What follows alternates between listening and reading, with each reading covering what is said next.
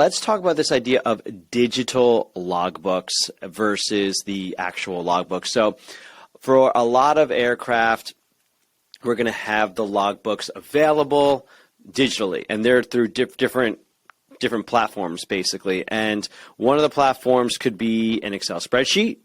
It could be a platform like Sierra Tracks or JSSI maintenance tracking. It could be SESCOM. And it's very important to kind of keep in mind what you're getting when you're using the different platforms. Obviously, with an Excel spreadsheet, it's really up to the person who's doing it to be honest and to make sure that it's tracked really, really well. Some shops also have their own proprietary system that they swear by, so you're going to want to be mindful of that.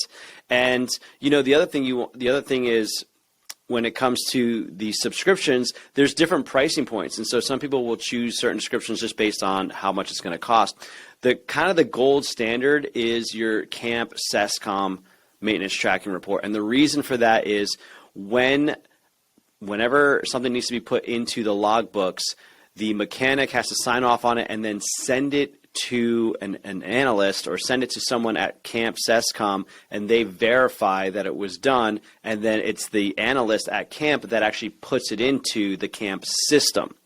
And so it's kind of a checks and balances thing where the mechanic says he did something, CAMP confirms that he does something, and then it goes into the tracking software so that what you read is pretty accurate. Also, obviously a lot of the older jets, the 70s, 80s, and 90s, those maintenance report, those logs can be put into these different tracking systems, and the companies will charge you accordingly to upload all that stuff into the cloud. So you want to be mindful before you even head out. Ask for the digital logbooks.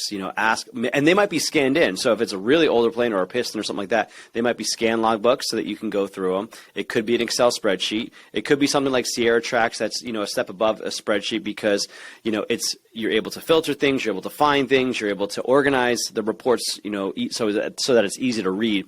So you might get a Sierra Tracks report from the owner that you can review, or it could be a CAMP report. So that's just kind of something to keep in mind. We've got the digital logbooks.